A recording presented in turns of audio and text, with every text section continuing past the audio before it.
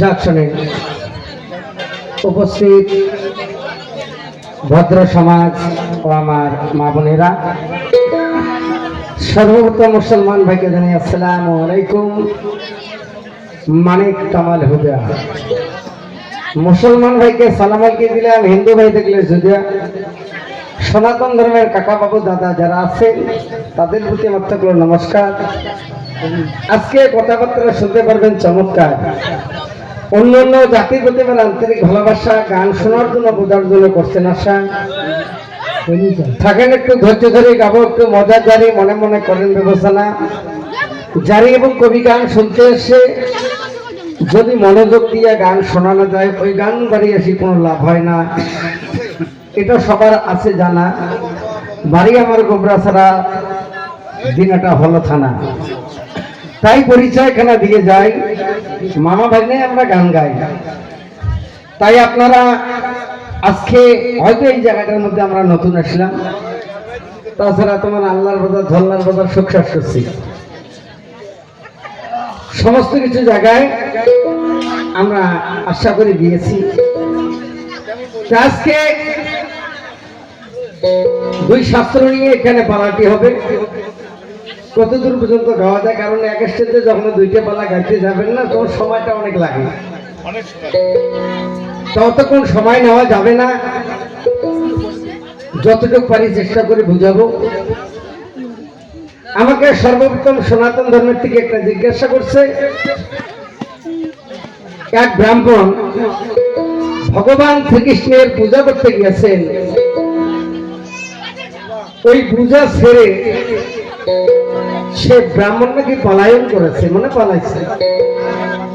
কেন, কিসের কারণে? সুন্দর কথা জিজ্ঞাসা করছে। যাক, আর একটা কথা জিজ্ঞাসা করছে, ভগবান শ্রীকৃষ্ণ একজন মহাপুরুষ,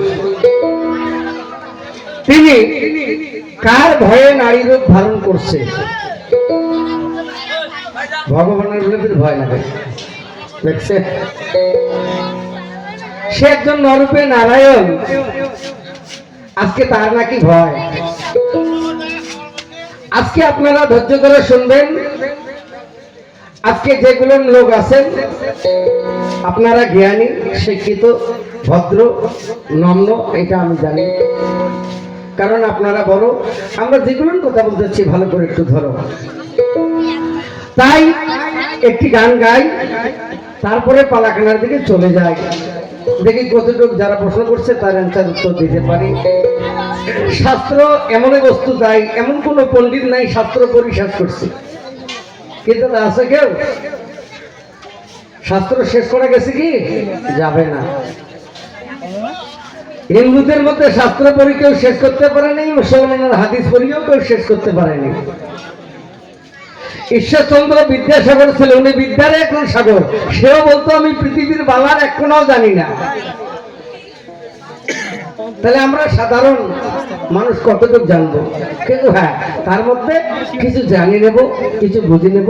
শাস্ত্র এমনও বস্তু ভাই, কথা এবং ভাষায় যদি ভুল হয়ে যায়, নিজের ছেলে অথবা ছোট্ট ভাই মনে করে ক্ষমা করবেন। আমরা বিশেষ কিছু জানি না।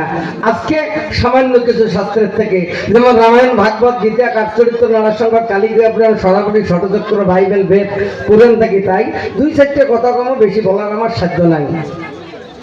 আজকে 16 নাম 32 অক্ষর, এটাই হলো সনাতনের ভক্কর। আমি বলতে চাই আজকে এই 16 নাম 32 অক্ষর কোথায় কোথায় লাগবে শুনবেন সবাই আস্তে আস্তে। এবার দেখো কথাগুলো ভালো করে শ্রবণ করার জন্য চেষ্টা করবে।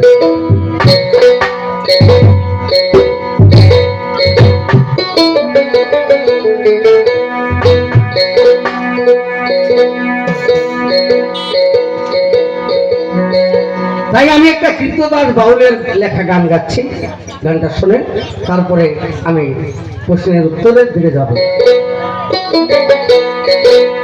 ওই আই মুহাম্মদ ওহে কামলে ওয়ালা, আয় রে আমার দুঃখিয়া। হিন্দু লোক, সে গানটা লিখেছে। ওরে দেখে রে তোর কি তো দাসে,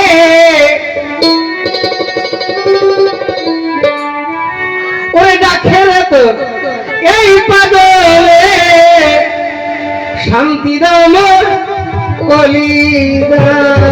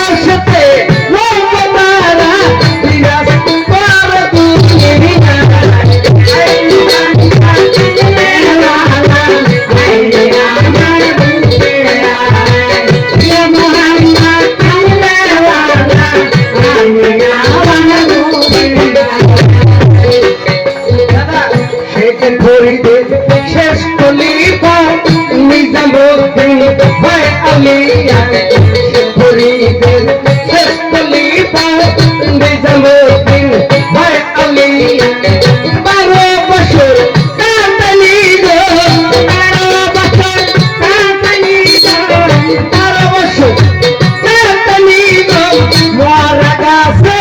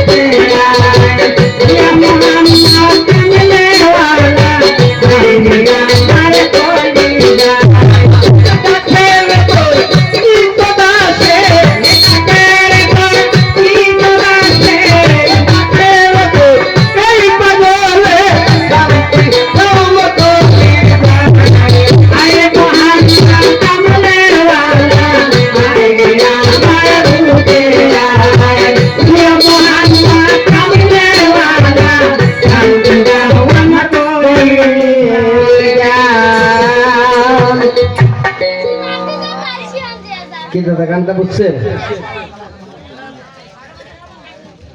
আই মোহাম্মদ কামলেওয়ালা আইরে আমার মুখায়, প্রিয় মোহাম্মদ সাল্লাল্লাহু শান্তি দাও মোর কলিজায়। ফকির দরবেশ বাদশাহলি তারাই তোলে ফুলের কলি, কান্দে লইয়া ভিক্ষার ঝুলি। বাস করে সে গাছতলায়। আজকে আমরা যারা অলির দরজায় পৌঁছে গেছি তারাই বুঝতে পারবো। যাক, আমাকে যে সাইকে সনাতন ধর্মের থেকে জিজ্ঞাসা করছে এই প্রসঙ্গে একটু যাই। আমার বিশ্বের নবী হযরত মুহাম্মদ মুস্তাফা আহমদ মুস্তাফা সাল্লাল্লাহু আলাইহি ওয়াসাল্লাম, যে নবীকে সৃষ্টি না করলে কোনো কুল কায়নাত আল্লাহ সৃষ্টি করতো না, সেই নবী উম্মত এবং উম্মতি আমরা। আজকে এই নবী পাক একদিন রাস্তা দিয়ে চলে যায়, যাইতে যাইতে কিছু দূর পথ যখন গমন করলেন, চলে গেলেন, যাওয়ার সঙ্গে সঙ্গে আমার নবী, বিশ্বের নবী হঠাৎ করে দেখে রাস্তার ডান সাইডে একটা ফাঁকা জমির মধ্যে একটা গরু পড়ে আছে। গরু পড়ে আছে, কি গরু দেখলেন? গরুটা মারা গেছে, মুছিয়ে সালটা ছালি নিয়ে গেছে, গরুটা ওখানে পড়ে আছে। তো এই গরুটা পড়ে আছে তো অনেক শগুন